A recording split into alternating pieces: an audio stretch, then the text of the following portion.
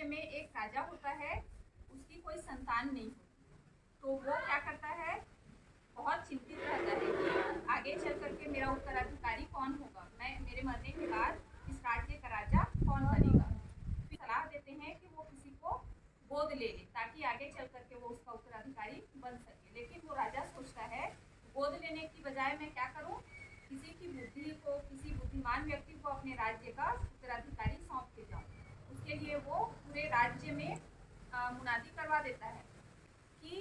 जो भी राजा, अगला राजा बनना चाहता है वो यहाँ पे आ जाए। लेकिन वो उसके लिए, किसी के बनने के लिए, राज्य का राजा बनने के लिए कोई भी अपना परीक्षा वहाँ पर आकर के दे सकता है। ठीक है, तो एक किसान का बेटा भी सुनता है, जो किसान बहुत गरीब रहता है, उनके पास पहनने के लिए ढंग के कपड़े भी नहीं होते है ना, तो वो राजा बनने का ख्वाहिश रखता है और वो अपने पापा को आकर के बोलता है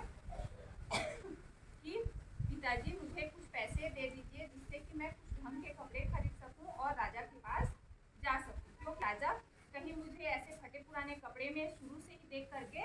रिजेक्ट ना कर दे, मुझे अपना राजा चुनने से मना ना कर दे। और इसलिए वो अपने पापा से पैसे लेकर के जाता है और कुछ एक अच्छा सा कोट खरीदता है। ठीक है, और उस कोट को पहन करके वो राजा के पास परीक्षा दिलाने के लिए राजमहल में जा रहा होता है। तो रास्ते में वो देखता है कि एक भिखारी है ना, एक बूढ़ा भिखारी रास्ते के किनारे में ऐसे बैठा होता है और उसको बहुत ज़्यादा ठंड लग रही होती है। तो वो उसको रोक करके पूछता है कि आप मुझे कुछ दे दें, है ना, मुझे बहुत ठंड लग रही है, अगर आपके पास कोई कपड़े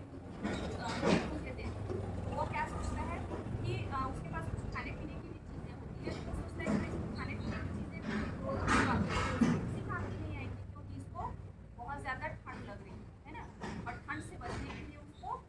कपड़े की ज़रूरत होती है। तो वो जो लड़का होता है वो बिना सोचे अपना कोट उतार करके उस गरीब को दे देता है।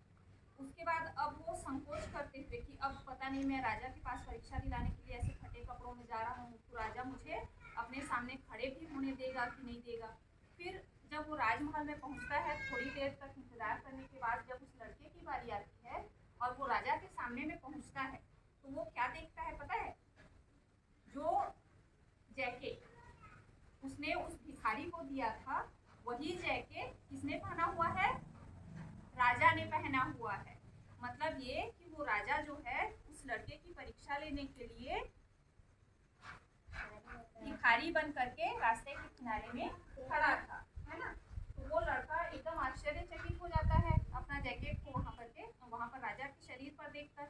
फिर वो राजा को पूछता है कि अगर आप राजा हैं तो आपने मेरा जैकेट क्यों ले लिया,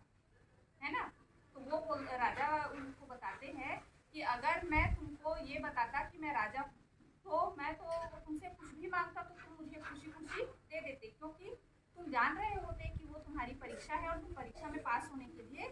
कुछ भी करते, इसलिए मैंने तुम्हारी बिना जाने ही परीक्षा ले ली है और तुम उसमें सफल हो गए, इसलिए आगे चल करके तुम ही मेरे यहाँ के राजा बनोगे। ठीक है, तो इस कहानी से हमको क्या सीखने के लिए मिलता है